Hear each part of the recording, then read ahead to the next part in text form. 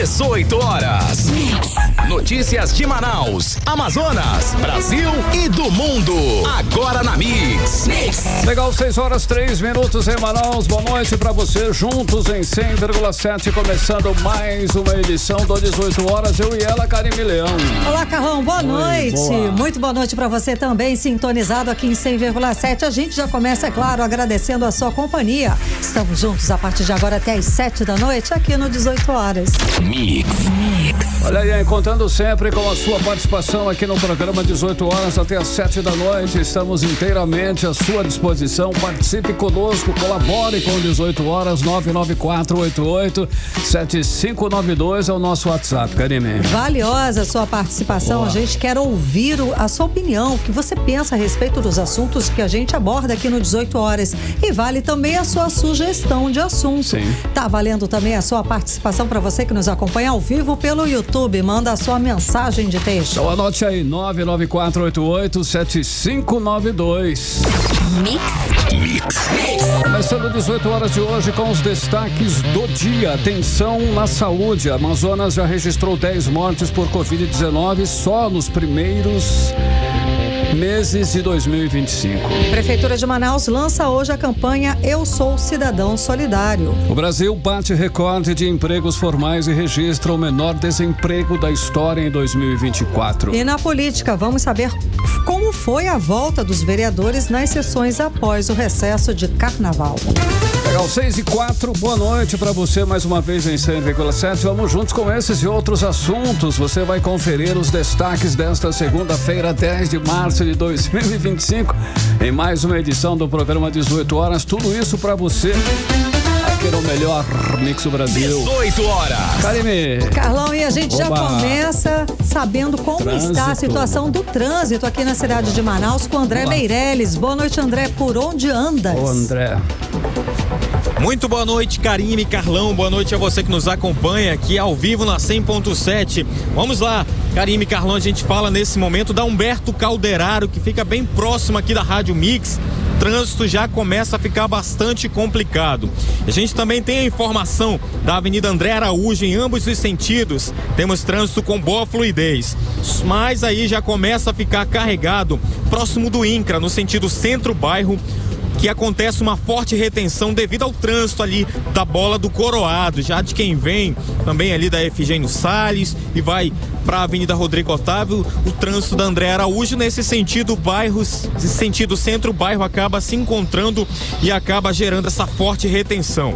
E pela Avenida Rodrigo Otávio no sentido centro-bairro, próximo da UFAM, tem trânsito fluindo normalmente. E a gente fez uma parada agora ao vivo aqui direto da Cosme Ferreira, no sentido centro-bairro, tem trânsito com boa fluidez. E já próximo aqui à Feira do Coroado, já começa a ter uma forte retenção de quem vai no sentido bairro centro, passando aqui pelo Coroado e também indo nesse sentido da Bola do Coroado. O trânsito tem uma forte retenção nesse momento por aqui. A gente vai continuar acompanhando outros pontos aqui da capital amazonense. A gente volta com mais informações. Karime e Carlão. Obrigada, André. Daqui a pouquinho a gente volta a se falar. Obrigada. Valeu, André. Obrigado. Mix. Legal, começando o programa 18 horas de hoje com as notícias e a notícia inusitada, hein, que mostra o quanto as facções criminosas estão ditando as normas e as regras aqui no Amazonas. Não tá fácil, não.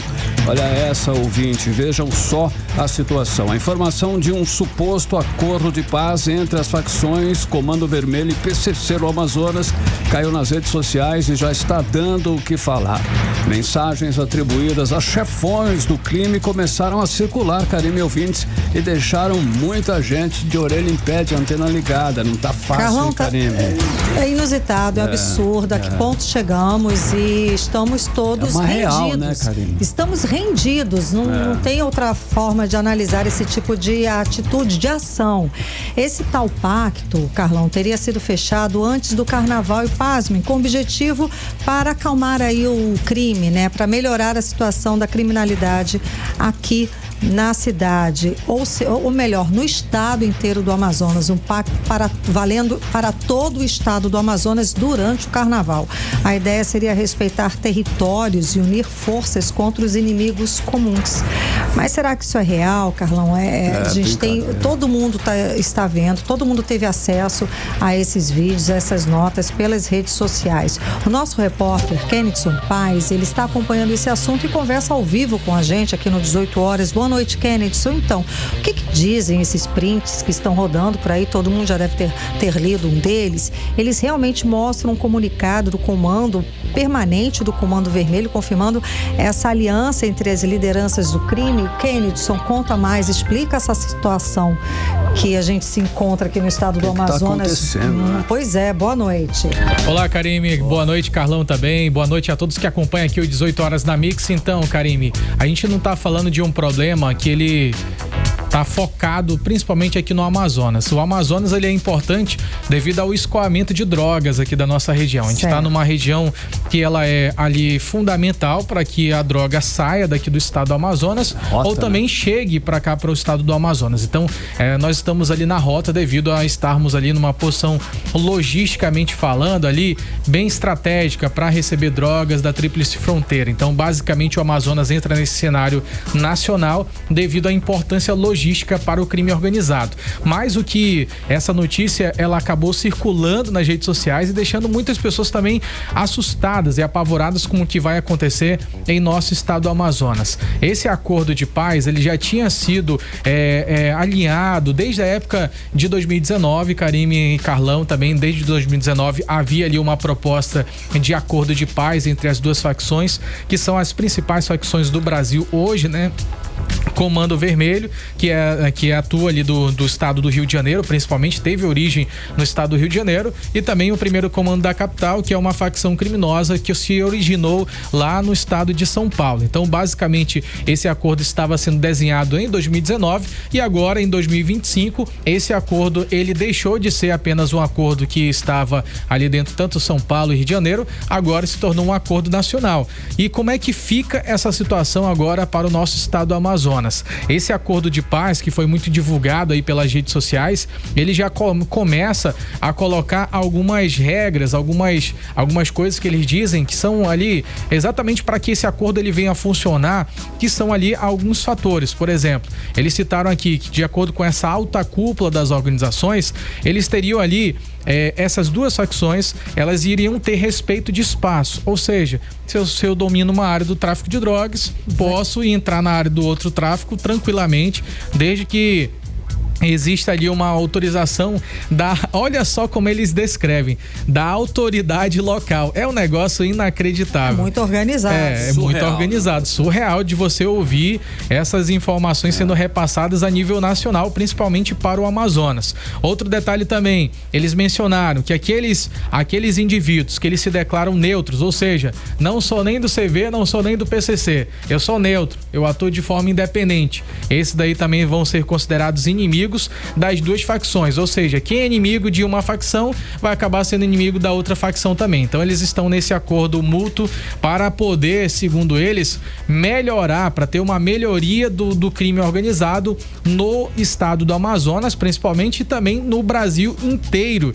Então a gente procurou inclusive especialistas para que a gente possa saber o que especialistas acreditam a respeito sobre esse cenário. A gente buscou informações do Amadeus Soares, ele que é ex-secretário de Segurança Pública do estado do Amazonas, fundou também a Rondas Ostensivas Cândido Mariano. Então é alguém que realmente conhece sobre a Secretaria de Segurança Pública e traz pra gente uma avaliação sobre o que ele tá achando sobre essa situação aqui em nosso estado e também principalmente como é que os amazonenses vão ficar diante desse cenário. Vamos ouvir o especialista. O contexto principal é pressionar o governo federal a facilitar a vida dos líderes que estão nos presídios federais. Então, a primeira opção dessa união aí das facções é pressionar o governo federal. Agora, essa união, ela vai provocar a diminuição das brigas por espaço entre eles aqui no estado do Amazonas, que é um estado que nós temos tríplice fronteira aqui, Tabatinga, que é Brasil, Colômbia e Peru, né? E isso deve potencializar a entrada de drogas no estado e com isso deve potencializar aí o aumento de crimes na cidade, tendo em vista que essa união acaba com a história de briga por espaço e potencialização da criminalidade. Eu penso que a sociedade amazonense tem muito a perder com isso aí. 18 horas. Com certeza tem muito a perder e também passa um recado. Esse episódio, Karime, ele só reforça ali o que já é muito evidente, né? Que o crime organizado, ele domina o Amazonas, atua sem qualquer resistência ali por parte do governo do estado e diante dessa omissão das autoridades, o que acontece? As facções, elas se articulam, elas começam a planejar, ganham força e também decretam as suas próprias regras. Aqui no nosso estado, infelizmente, quem deveria assegurar a lei, né, Karime, acaba ali se tornando refém dessas organizações criminosas. A gente lembra do foguetório, que inclusive a gente comentou aqui no 18 horas, né, Carlão? Sim. Foguetório, ali comemorando o aniversário daqui do nosso, do domínio do CV aqui em Manaus. Todo ano exatamente. E tem em vários bairros e acabou, e é isso mesmo, são eles que mandam, a gente está refém, o estado está refém dessas organizações criminosas e não é de hoje. Não. É claro que a gente o que a gente está percebendo? Um crescente das ações. É uma escalada ali da organização criminosa. É uma escalada dessas ações, do poderio dessas ações. Eles estão se organizando aqui a cada dia que passa, exato, né? Estão melhorando, tá estão simplificando. E a resposta aí está clara, eles mandaram para as redes sociais e é isso. Existe a inteligência criminosa, no caso, que no nosso lado do governo está meio capenga, né? É exatamente isso, Carlão e Karime. Agora, quem infelizmente acaba sofrendo com tudo isso é a população, né? Que fica cada vez mais abandonada, segue ali vivendo sob o jugo de bandidos, enquanto o governo aparentemente parece que não tá fingindo que nem tá existindo nada, tudo bem, exatamente. E aí as facções acabam decidindo quem vive, quem morre, onde se pode circular, onde não se pode, exatamente, e até dita algumas ações da própria Secretaria de Segurança Pública, que sem dúvida, depois do foguetório tiveram que se posicionar, começaram a fazer algumas ações e tal. Não vão proibir a venda de foguetes. É inacreditável. De fogos de artifício. Bom, pra você ver o nível da inteligência. Então vai ter que ter ficha limpa pra comprar. Mas para, gente. Já pensou mesmo? Não, chega a ser risível. Pra gente rir, só pode. Não tem atitude. Por falar nisso, nessa situação, você procurou falar com a Secretaria de Estado de Segurança Pública? Sim, Karime, nós entramos em contato com a Secretaria de Segurança Pública do Amazonas aqui. A gente mandou mensagem para a Secretaria já faz bastante tempo. Mandamos ali por volta das 4 horas da tarde até agora. Não tivemos nenhuma resposta, Karime. Então já são praticamente ali 4, 5, 6, 2 horas aí que nós mandamos mensagem e até agora não tivemos nenhuma resposta. Isso daí também é uma resposta não pro 18 horas, eu acredito, Karime. Sociedade, claro. Para a sociedade. Quando a gente pergunta algo, é porque repassar. A gente recebe a demanda da população, a população quer saber. E aí, SSP, como é que vai ficar a história? A gente não recebeu nenhuma resposta, infelizmente. Sabemos também, né? Seguimos aguardando. Uma hora que quiser, claro, estamos aqui com os microfones abertos, lógico, à disposição para algum posicionamento. Não é pra gente do 18 horas, não. É para a sociedade. E não é, ninguém está pedindo, não. É obrigação do Estado dar satisfação. Principalmente numa área tão importante que é a segurança pública. Exatamente, gente. Muito boa noite para vocês. Daqui a pouquinho eu volto. Obrigada pelas informações. Valeu, quem agora 6h16, você no melhor mix do Brasil. 18 horas. Olha só, acidente no Rio Madeira. Uma balsa petroleira colidiu com o porto de Humaitá na noite deste domingo e causou estragos gigantes, hein? Então, Carlão, parte do pier do porto, afundou lá no Rio Madeira, mas por sorte ninguém se feriu. A repórter Vanessa Lima está acompanhando esse assunto. Boa noite, Vanessa. O detalhe dessa situação é que o porto estava passando por uma revitalização de mais de 11 milhões de reais, não é isso, Vanessa? Isso mesmo, Karime. Uma balsa petroleira se chocou contra a unidade portuária Edmilson Brasil na noite desse domingo e parte do pier do porto, que fica no Rio Madeira, afundou antes mesmo da reforma ser concluída. Boa noite a você, Karime. Boa noite, Carlão. Boa noite a vocês que estão nos escutando aqui no 18 horas. E esse acidente custou mais ou menos 11 milhões de reais aos cofres públicos. Isso porque esse dinheiro que foi investido na reforma e no trabalho da reforma do porto foi completamente perdido. O acidente aconteceu quando a balsa petroleira se desprendeu do empurrador enquanto abastecia num posto de combustível fluvial e, sem controle, atingiu uma ponte metálica usada para acesso às embarcações e uma plataforma de embarque e desembarque. A força dessa colisão foi tão grande que fez parte do pier afundar. Por sorte, não houve vítimas. A Marinha do Brasil confirmou que o acidente também não causou nenhum dano ambiental, mas o estrago material foi grande. A Agência Fluvial de Humaitá instaurou um inquérito para apurar as causas e circunstâncias desse acidente. E agora, o prefeito de Humaitá, Dedei Lobo, declarou que técnicos do DENIT foram acionados e devem chegar ao município ainda hoje, segunda-feira, para avaliar os prejuízos e definir as metas a serem tomadas para a recuperação da estrutura. Infelizmente, esse foi o terceiro acidente desse tipo registrado apenas neste ano de 2025. No dia de 23 de fevereiro, um comboio de balsas colidiu contra o Porto de Borba, danificando parte da estrutura. E em janeiro, uma mulher e seus 2 filhos morreram quando uma balsa atingiu a casa flutuante onde a família morava, na comunidade de Urumatuba, em Manicoré. Agora, as autoridades estão investigando esses sucessivos acidentes para determinar as responsabilidades e adotar as medidas preventivas. Nós aqui vamos continuar acompanhando essa situação e trazer maiores informações para vocês, ouvintes. Volto agora no estúdio. 18 horas. Agora em Manaus, 6 horas e 19 minutos. Sim. Chegou a hora dos bastidores da política com ela, Cíntia Blink, né, Carlão? Boa noite, Blink. Então, temos aí a ex-candidata, a vice-governadora do Amazonas e atual secretária nacional de mulheres do PT, a Anny Moura, mergulhada num escândalo de repercussão nacional, inclusive. Tem até a gravação comprometedora no esquema de liberação de recursos da cultura para a campanha política. Blink, boa noite. Explica essa pra gente. Boa noite, Karime, boa noite, Carlão, e boa noite para você que está com a gente na 100.7. Então, hoje o Estadão nos revelou logo cedo aí essa denúncia, esse escândalo. E aí, Anny Moura, só rememorando, você já fez esse papel, Karime, mas vamos novamente, né? Ela foi a quem disputou ali vir como candidato do PT antes da gente definir que era o Marcelo Ramos, ano passado. Então ficou ela e mais outros nomes. Eu acho que foi a última vez que a gente mais ouviu falar sobre a Anny Moura. Ela também foi candidata a vereadora.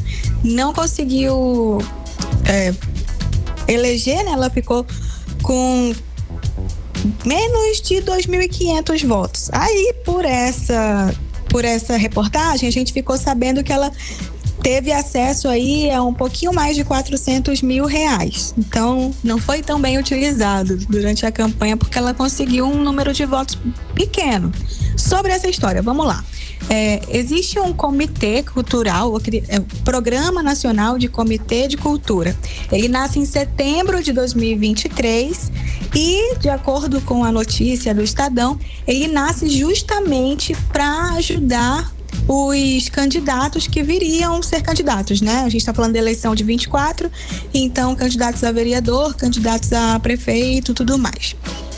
E aí, entende-se que a Anny Moura, que é secretária nacional de mulheres do PT, não ficou satisfeita com a atuação desse programa na eleição dela, na campanha dela mesma, que eles não estavam fazendo o papel que foi acordado, e aí fala-se, né, que há áudios e tudo mais comprometedores. Ela disse que o áudio foi retirado de contexto, que a fala dela não foi exatamente aquilo. Essa foi a defesa que ela apresentou para o jornal, né? Mas ela não, eu acompanhei aqui as redes sociais dela, ela não falou do assunto por hoje, viu? Ela passou batido aí, fingiu que nada está acontecendo. E aí se falou sobre a seleção dos artistas. De acordo com a conversa que o Estadão apresenta, esses artistas, essas iniciativas culturais seriam pessoas ligadas e aliadas à política do PT. Então, entende-se ali que há algum tipo de aliança para que a pessoa esteja participando desse programa. E a matéria fala que tudo com aval da ministra de Cultura e do próprio presidente Lula. A coordenação do comitê no Amazonas é o Instituto de Articulação e Juventude da Amazônia, que é uma ONG cofundada pela Anny Moura. Ela é responsável por coordenar o comitê aqui no Amazonas e iria receber, ao longo de 2 anos, 1.900.000. O total do programa é em torno de quase 60 milhões. E aí, diante dessa denúncia do Estadão, o Ministério da Cultura disse que vai apurar a denúncia, que iniciou uma investigação e que suspendeu temporariamente as atividades desse programa e bloqueou os recursos financeiros dos projetos no Amazonas. Então, essa investigação está em andamento. Tudo isso aconteceu hoje, né? Então, a apuração ainda vai acontecer. Já o PT Amazonas disse também que vai chamar a Anny Moura para ouvi-la, para ter explicações dela sobre toda essa denúncia que foi feita ali pelo Estadão. Mas até agora, como falei, né, a resposta de Anny Moura foi: minhas falas foram retiradas de contexto, o que eu disse não foi isso, não participei de nada irregular, possivelmente ilegal, enfim. Mas o fato é que a Anny Moura não conseguiu eleger ali para vereadora, tanto que hoje ela não é vereadora de Manaus, e acordamos com esse barulho dessa denúncia, né? Certo. De que o PT estaria usando um programa nacional de comitê da cultura para fortalecer as campanhas dos seus próprios candidatos. E aí tem que verificar se isso é real, o que é real nessa denúncia ou não, quem que pode responder por isso ou não, mas o fato é que o Estadão chamou atenção para esse assunto. Certo. Ei, Blinca, olha só, acabou o carnaval, então como foi a volta dos vereadores às sessões após o recesso aí do carnaval? Teve vereador que resolveu dar uma esticadinha ou todos voltaram ao trabalho hoje ali certinho, Blink? Ai, Carlão, eu acho que você tá muito inocente. Nem todos voltaram, não. Ah, não? Na verdade, Davi Reis foi o único que não voltou, que é o presidente da Câmara Municipal. E aí nós tivemos na presidência o Jander Lobato, que é o vereador vice-presidente da casa. Foi questionado ali, né, da Casa Legislativa, por que Davi Reis não estava, qual que é a justificativa, mas não houve nenhuma manifestação da casa sobre o assunto. Então também não sei arriscar aqui dizer qual é a razão, mas até agora ele não tinha faltado e ele tinha presidido as sessões durante todo esse tempo. Não que eu queira dar alguma medalha para ele, mas é porque Davi Reis não é exatamente famoso, ele não ganhou a imagem de ser alguém que super vai à Câmara, nem como vereador, nem como presidente. Ele já foi presidente antes, né? A gente lembra que foi uma gestão bastante falada no noticiário. E ele não ia muito. Normalmente a função de presidir ficava ali com o vereador Wallace Oliveira e hoje fica com o Jander Lobato. Mas essa foi a primeira vez que ele faltou. Não sei se agora ele vai voltar a ser o Davi Reis que a gente conheceu, porque a gente estava estranhando mesmo ele ir às sessões, para te ser bem sincera. E outra coisa, hoje foi um dia de falarem sobre Dia da Mulher. Eles rememoraram essa pauta, mas falaram do jeitinho deles, né? Então, um dos vereadores, que foi o Roberto Sabino, falou que as mulheres têm que ser homenageadas porque elas são o quê? elas são auxiliadoras dos homens. Opa. Esse foi o Feliz Dia da Mulher dos vereadores pra nós. Olha que bacana. Ai, desculpa, vai ter que rir muito. É o retrato, né? Ai, meu Deus. Vai lá, desculpa, gargalhada. Não deu, Blink. Não tem outra coisa pra fazer, Karine. Não dá. Mas vamos lá, desculpa. Karime. Já? Então vamos falar dos deputados agora? Bora. Vamos lá. Eles só voltam ao trabalho amanhã, é isso? Pegaram a segunda-feira aí pra enforcar? O que aconteceu, Blink? A gente ficou um pouco perdido com os deputados, com essa história deles poderem mudar os dias da sessão, né? Então agora toda vez o passo é falar com a assessoria, e agora? Vai ser como essa semana? E aí vai ser terça, quarta e quinta, pelo menos a primeira informação que eu tenho. Pode ser que a mesa diretora tenha alguma mudança ao longo do caminho, mas a previsão é que seja como a gente conheceu originalmente as sessões da Assembleia Legislativa. Então, essa semana é para passar a ser na terça, quarta e quinta. Pós-carnaval, terça-feira, vou ficar de olho para ver se todo mundo vai levar presença ou não, como é que vai estar isso. Brinca, a indígena Wanda Witoto, ela foi eleita presidente do partido Rede no Amazonas. Procede essa informação aí, Blink? Procede. Vamos só lembrar que Rede, né, ela é o partido da Marina Silva, que é a ministra do Meio Ambiente. E a Wanda, ela viveu aquela situação ano passado de ter um número altíssimo de votos. Ela teve mais de 8 mil votos, 8 mil e quase 500, assim. Isso é número altíssimo mesmo. Se ela fosse eleita, ela estaria muito bem eleita. Mas ela não foi, por quê? Porque o partido não fez a nota mínima lá, não atingiu a cota. Então ela não foi eleita, mas ela atingiu um número muito alto. Então, Wanda agora tem esse reconhecimento dentro da Rede e ela assume, então, a presidência do partido no Amazonas. Presidente da Rede Sustentabilidade fica para Wanda Ortega. Wanda também ela é conhecida por conta de ter sido a primeira pessoa a receber a vacina na pandemia aqui no Amazonas. Vacina contra a Covid, claro, estou falando. E o vice ficou o Rodrigo Araújo, perdão. Então, ela fez 8.374 votos. Ela ficou, se fosse uma lista direta, assim, sem ver essa questão da cota, ela seria a 23ª mais votada entre os vereadores. Mas a gente tem esse sistema proporcional que nos prega algumas peças. Então, mesmo com um voto expressivo, ela não virou vereadora. Mas dentro do partido dela, ela é um supernome e no Amazonas ela assume a presidência, então, da Rede Sustentabilidade. Volto com mais informação amanhã. Obrigada, Blink. Beleza, até amanhã. Blink, até amanhã, então. Agora são 6h30. 18 horas. E agora nós vamos conferir a previsão do tempo, em tempo e temperatura, com ela, Vanessa Lima.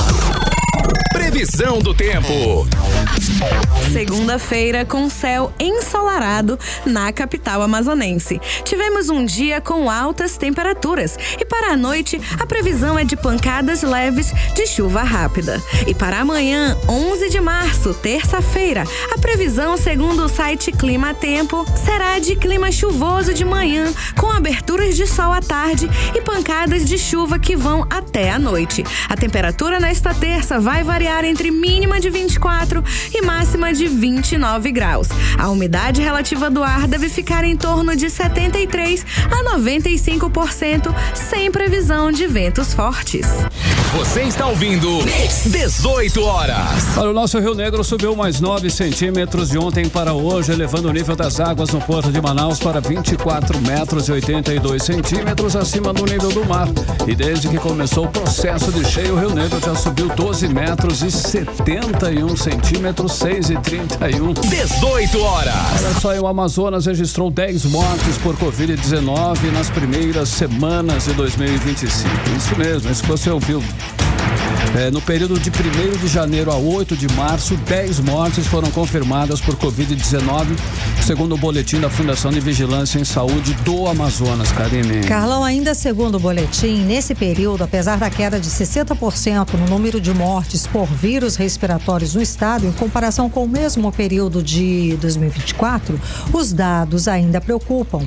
É que somente nos primeiros 2 meses e meio aí de 2025, a Covid foi responsável por 10 das 12 mortes registradas por vírus respiratórios aqui no estado do Amazonas. O repórter Kennedson Paz tem mais informações a respeito desse levantamento, desses números, e ele volta a conversar ao vivo agora com a gente do 18 horas. Boa noite mais uma vez, Kennedson. Então, esse número reforça que, embora a pandemia tenha perdido a força, claro, graças a Deus, o vírus continua circulando, continua ativo e representa risco, principalmente para os grupos mais vulneráveis, não é isso?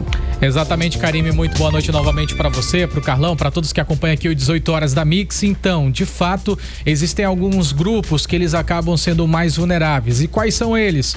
Principalmente, segundo a Fundação de Vigilância e Saúde, estão ali os idosos com mais de 60 anos. Eles representam mais de 30% dos casos graves que já foram registrados aqui no estado do Amazonas. Além dos idosos, também temos bebês com menos de 1 ano, temos também crianças pequenas e pessoas com comorbidades que estão ali entre as mais afetadas em nosso estado do Amazonas. Alguns especialistas, eles têm alertado em relação à vacinação, que continua sendo ali essencial para poder evitar complicações graves da doença. A gente fala sobre esses dados ali que já foram registrados apenas nesses 2 meses e meio. O número de casos ele é alarmante. Foram registrados durante esse período agora de 2025 642 casos de síndromes respiratórias agudas graves no estado, sendo ali desse número 206 causados por vírus respiratório. Então a gente tem um número muito grande. Infelizmente ali o caso de mortes por Covid-19 resultou em 10 o número de pessoas que morreram devido à Covid-19 no Amazonas. Inclusive, a gente falou muito no 18 horas nos últimos meses sobre esse avanço crescente do número de casos em todo o estado do Amazonas. Então, de fato, esses números são graves e já têm representado mortes. E tudo isso acaba causando um verdadeiro pesadelo no amazonense que já viveu cenários terríveis. Mas antes de falar sobre esse pesadelo, relembrar para você o que aconteceu em nosso estado, vamos ouvir agora a Lian Furtado, ela que é gerente de doenças transmissíveis do Departamento de Vigilância Epidemiológica da Fundação de Vigilância e Saúde, que ela vai trazer pra gente alguns dos as principais ações básicas que você pode fazer para evitar contagiar outras pessoas e também acabar recebendo ali, ser infectado pela Covid-19 ou outras doenças respiratórias. Vamos ouvi-la. Lembrando que para prevenir a síndrome respiratória aguda grave e os óbitos por vírus respiratórios é fundamental adotar medidas simples como higienização frequente das mãos, práticas de etiqueta respiratórias como cobrir o nariz e a boca ao tossir ou espirrar e evitar aglomerações. Manter ambientes ventilados também é essencial para a gente evitar a transmissão. 18 horas. Exatamente, então essas são algumas ações básicas que a gente sempre relembra aqui no 18 horas, porque algumas pessoas acabam se esquecendo e aí não utilizam as máscaras quando estão apresentando sintomas de gripe. Olha só, inclusive sintomas gripais agora, os especialistas destacam que em caso de sintomas mais graves, por exemplo, como febre alta, persistente ali, dificuldades para respirar, é indicado que a pessoa procure imediatamente ali uma unidade de saúde para poder ela receber um atendimento médico. E a recomendação ela é muito clara, Karime. Qualquer pessoa que ela apresente ali sinais de doenças respiratórias, ela deve usar máscara e também evitar aglomerações. Agora, mesmo com muitas tragédias que a gente acabou noticiando no 18 horas sobre episódios da Covid-19 no Amazonas ali, a gente falou sobre a falta de oxigênio em hospitais, a gente falou sobre superfaturamento em compras. Infelizmente, a gente percebe que a população acaba continuando passando pelos mesmos problemas, né? Sucateamento de todo o material ali, o suporte adequado para lidar com esses avanços de infecções. Então a gente acaba percebendo que a situação fica cada vez mais difícil, infelizmente, né, Karime? Ou seja, o parte do Estado. O Estado, nós não aprendemos a lidar com o sistema de saúde para que ele seja aparelhado e equipado de forma a conter qualquer tipo de surto, pandemia, epidemia, enfim. A gente não aprendeu essa lição. E do lado da população também, né? Mas eu tenho visto até mais pessoas com máscaras na rua.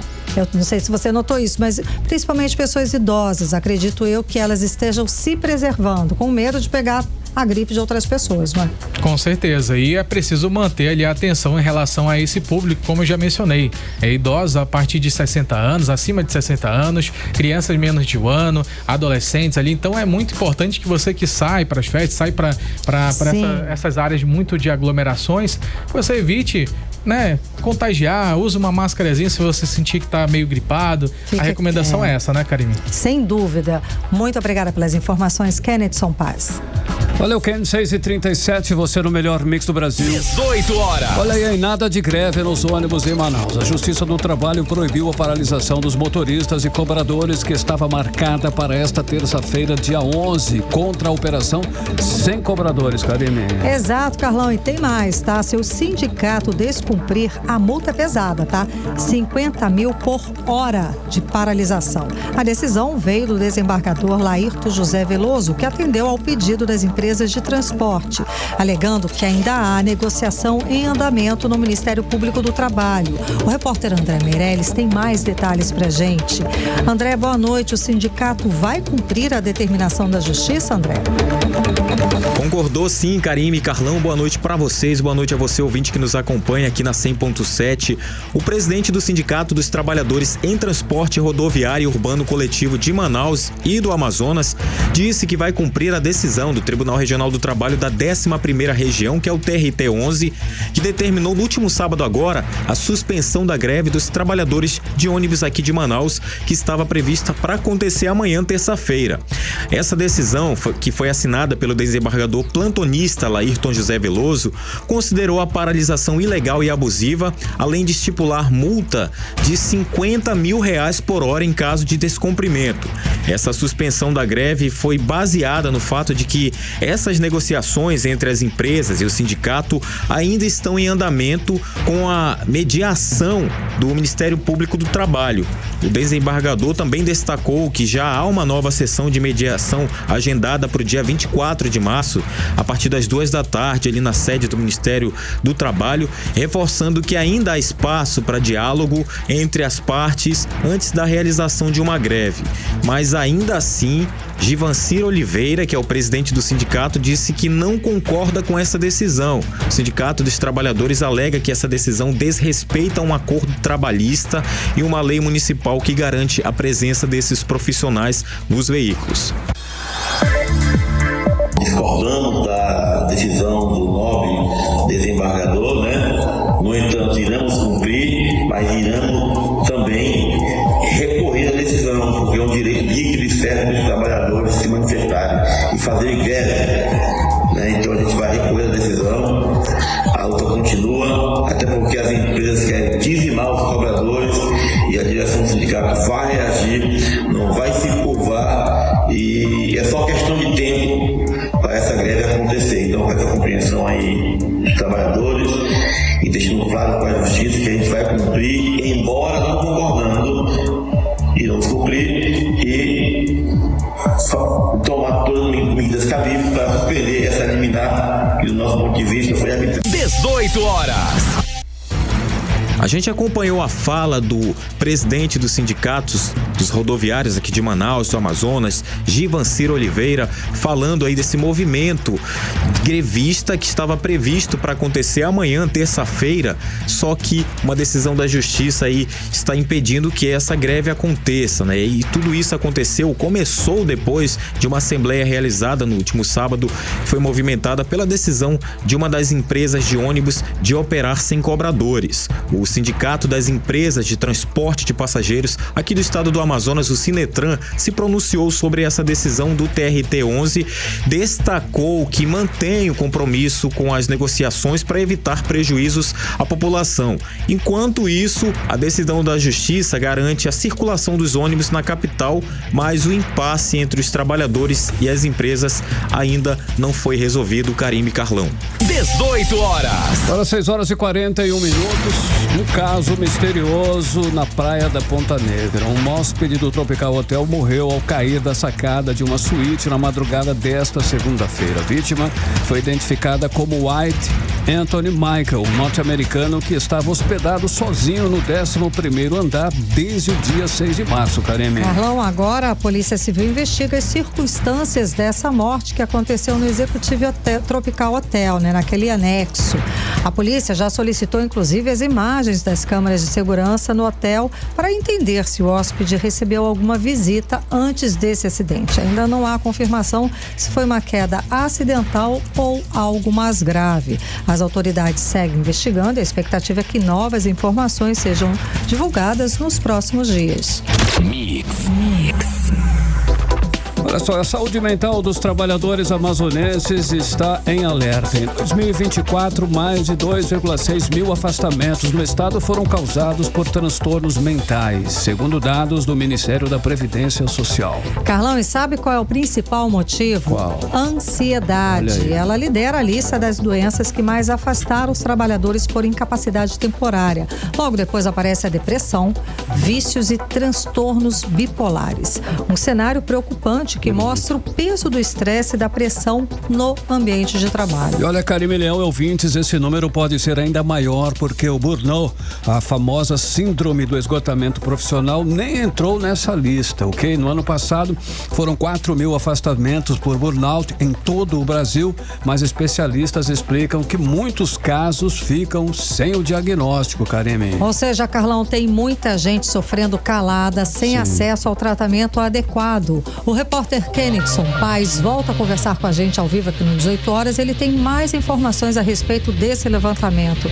Boa noite, Kennedson. Esse número aí, aqui do estado do Amazonas, que o Carlão falou, vamos lá, 2,6 mil afastamentos aqui no estado do Amazonas, colocou o estado na segunda posição da região norte nesse quesito. É isso? Exatamente, Karime. O Amazonas ficou na segunda posição, perdendo apenas para o Pará em relação ao número de afastamento de colaboradores em ambientes ali, ambiente de trabalho, então ambientes trabalhistas. Muitas pessoas procuraram a unidade de saúde para poder pedir esse tempo um pouco para poder se recompor psicologicamente, emocionalmente, e alegaram ali que estavam passando por essa situação, e é lógico que receberam também orientação de especialistas que deram ali esse aval para que eles fossem liberados. É claro que eles só podem ser liberados de um ambiente de trabalho caso eles recebam ali a orientação de um profissional, um psicólogo, psiquiatra, enfim, eles procuraram essa ajuda. Isso a gente tá falando só de pessoas que procuram ajuda, então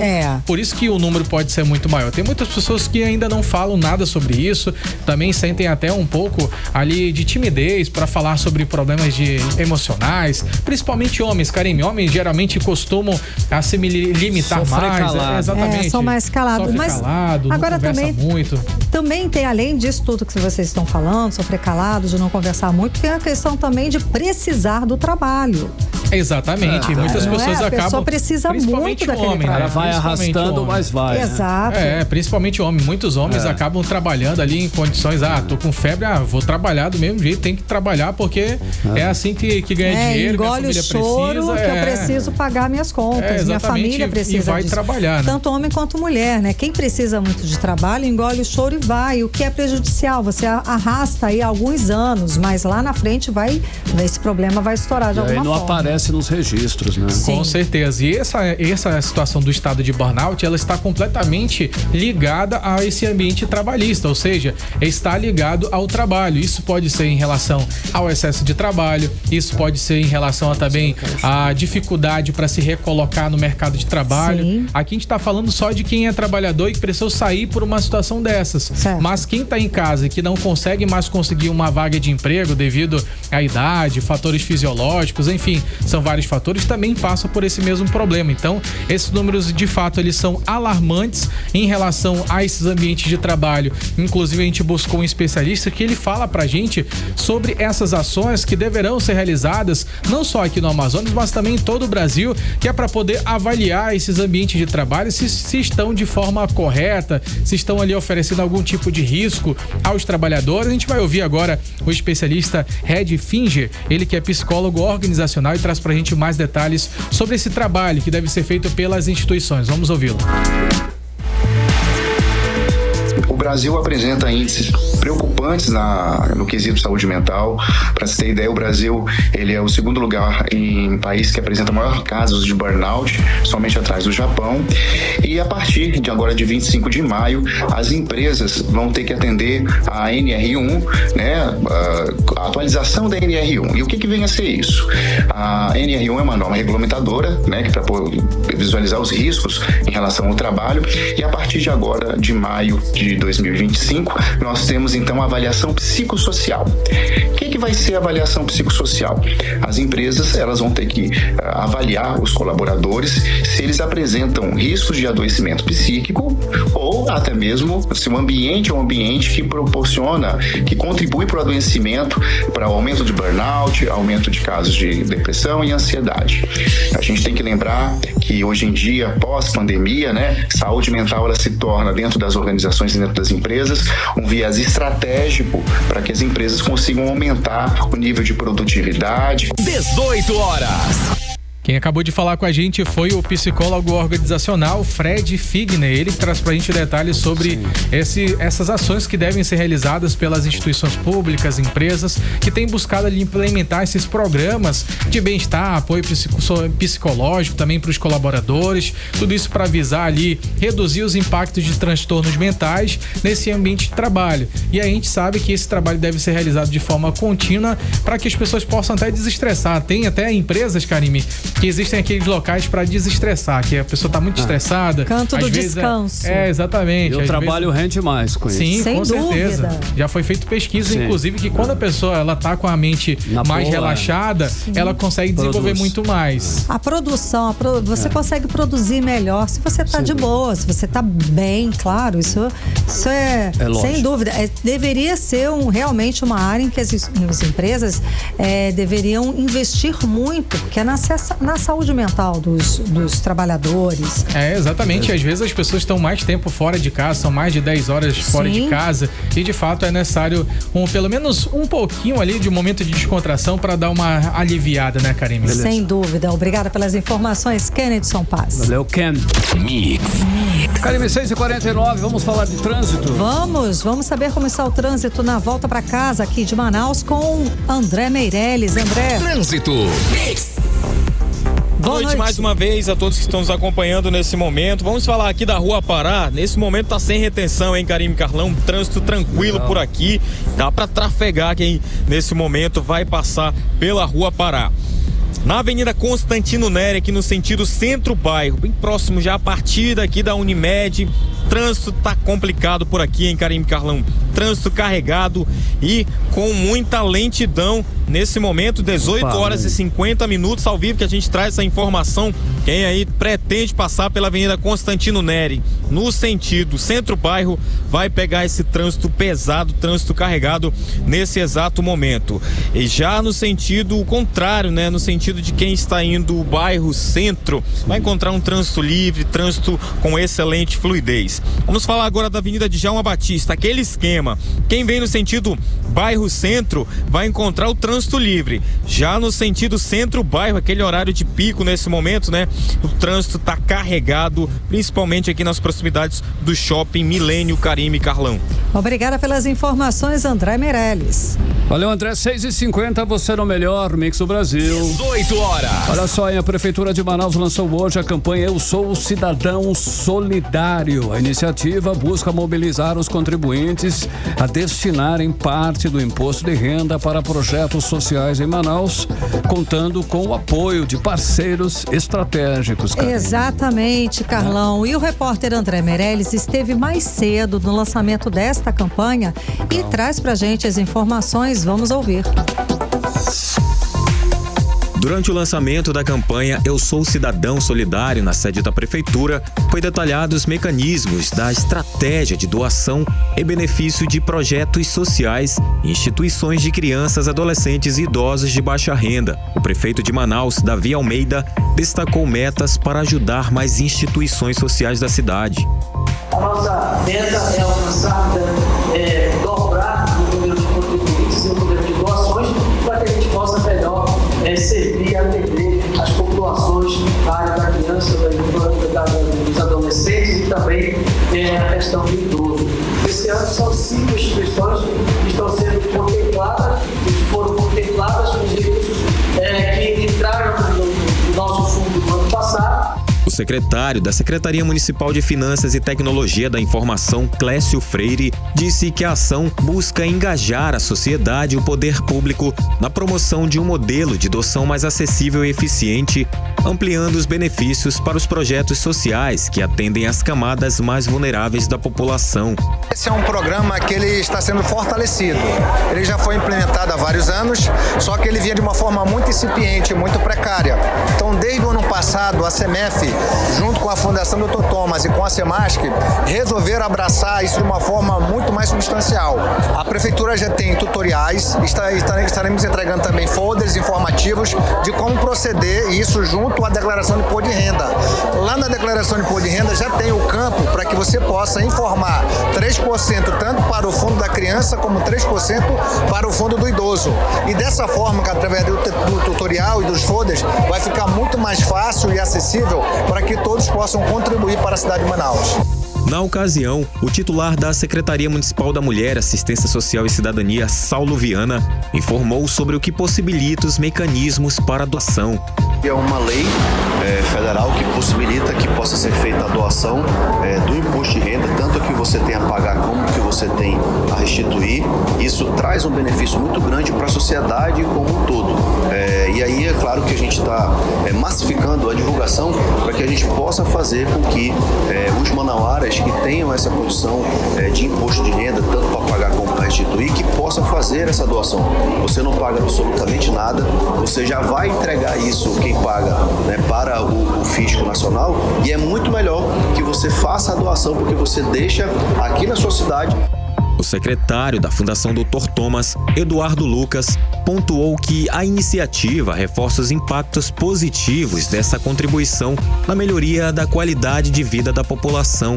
A iniciativa é muito importante, porque o dinheiro que nós conseguimos, o recurso que a gente conseguir arrecadar com esta campanha, ela vai ser destinada ao Fundo Municipal do Idoso. O diretor de Finanças, Edson Fernandes, explicou o funcionamento na prática. Na prática é muito simples. Toda pessoa física que faz a sua declaração de ajuste anual do imposto de renda no modelo completo, ela pode destinar parte do imposto que iria para a Secretaria da Receita Federal. Essa parte desse imposto fica aqui em Manaus, nos fundos municipais da criança e do adolescente e no Fundo Municipal da Pessoa Idosa. Ou seja, ela pode destinar parte do imposto que ela já ia pagar para beneficiar crianças, adolescentes e idosos em situação de vulnerabilidade na nossa cidade. E aí ela vai gerar o quê? Melhoria social, vai gerar emprego, vai gerar renda aqui em Manaus, com o dinheiro que ela já ia pagar do seu imposto de renda.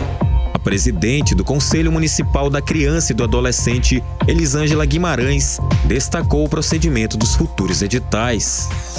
Onde será a captação de recursos por meio da Receita Federal, que é o imposto de renda, onde esse recurso vai entrar para os fundos da criança e adolescente, onde nós vamos poder fazer editais que vai ser beneficiar todas as instituições de Manaus.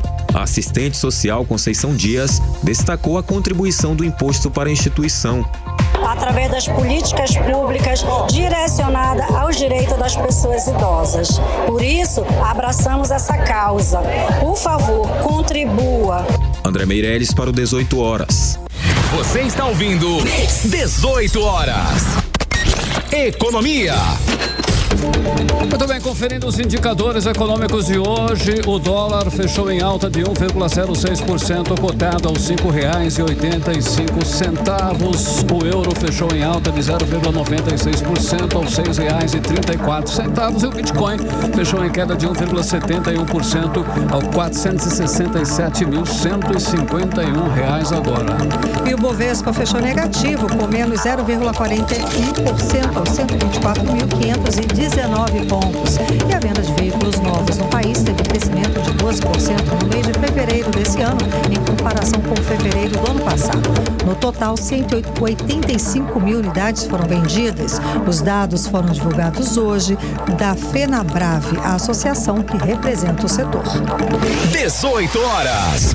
Esporte. É o nosso giro esportivo de hoje. Começa assim, hein? O Amazonas Futebol Clube está rindo à toa, Karime. Olha, bacana, campeão. Bacana. O Onça Pintada bateu o Manaus e levantou a taça do primeiro turno do Campeonato Amazonense. Mais, garantiu vaga na Copa do Brasil e também na Copa Verde de 2026. Legal, hein? Amazonas Futebol Clube. E venceu com emoção, viu, Carlão? Show de bola. A decisão pegou fogo na Arena da Amazônia no domingo, depois de um 2-2 no tempo normal, empatou. O título foi decidido nos pênaltis, naquele haja coração. E o Amazonas levou a melhor, 6-5 para o Amazonas FC. Olha só, continuando falando de decisão, hein? A Conmebol já soltou aí os detalhes do sorteio da Libertadores 2025. A bola vai rolar no dia 17 de março e a divisão dos potes já está definida. No pote 1 temos 4 brasileiros como cabeças de chave: Botafogo, Palmeiras, Flamengo e São Paulo. O Internacional caiu no pote 2 e o Fortaleza no pote 3. Já o Corinthians e o Bahia vão ter que suar na fase prévia para garantir um lugar na fase de grupos. Tem um detalhe, tá? Times do mesmo país não podem cair na mesma fase, na mesma chave. Legal. A não ser que venham aí da fase prévia, ou seja, se Bahia e o Corinthians avançarem, podem acabar no mesmo grupo de um dos outros brasileiros. Olha só, daqui a pouco, hein, Karime, outro jogão de bola aí às 8h35, vamos ter Palmeiras e São Paulo disputando aí quem vai decidir a final do Campeonato Paulista, com o Corinthians, que deu um show de bola ontem em cima do Santos, que inclusive, né, estava sem o Neymar, né, machucado. Novidade. Nossa, essa, Karime, né? Nossa, você não sabia dele. Para surpresa de 0% da população. Ele tentou ainda, ele fez ali, mas quando ele foi, ele voltou. E detalhe, ele tá na lista aí do técnico, né? Pra qual? Tá escalado, ok, vamos lá.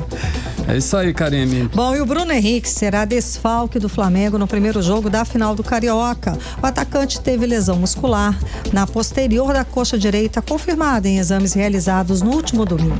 Olha só, hein, Karime, 6h58, você no melhor Mix do Brasil. 18 horas. E seguimos direto para o editorial 18 horas. Editorial 18 horas. Olha, diz o ditado popular que o ano só começa depois do carnaval. Então, bem-vindos a 2025. Com o retorno do Congresso Nacional, das Assembleias Legislativas e das Câmaras Municipais, a política volta ao jogo para valer. É hora de trabalho, debates e espera-se, é claro, decisões que façam a diferença. Um dos temas quentes no Congresso neste primeiro semestre é a reconfiguração das bancadas estaduais. As novas projeções do censo 2022 podem alterar a composição de 14 estados, com 7 ganhando e outros 7 perdendo representatividade. E o Amazonas tem motivos para ficar de olho. O estado deve ganhar 2 novas cadeiras na Câmara dos Deputados, passando de 8 para 10 parlamentares. Uma mudança que pode reconfigurar as estratégias políticas para as eleições de 2026. Mas, mais do que isso, esse reforço na bancada amazonense representa uma chance de dar mais voz às demandas do estado em Brasília. E talvez, com mais deputados, alguns pleitos importantes não encontrem tantas barreiras no caminho. Portanto, se o carnaval acabou, se o legislativo está de volta e se o jogo político recomeçou, então, feliz ano novo, Brasil. 18 horas. Karime, 7 em ponto, hein? Boa, Carlão. Feliz ano novo, hein, gente? Um beijo. Até amanhã. Beijo, até amanhã. Você ouviu 18 horas. As notícias do Brasil e do mundo. De volta amanhã.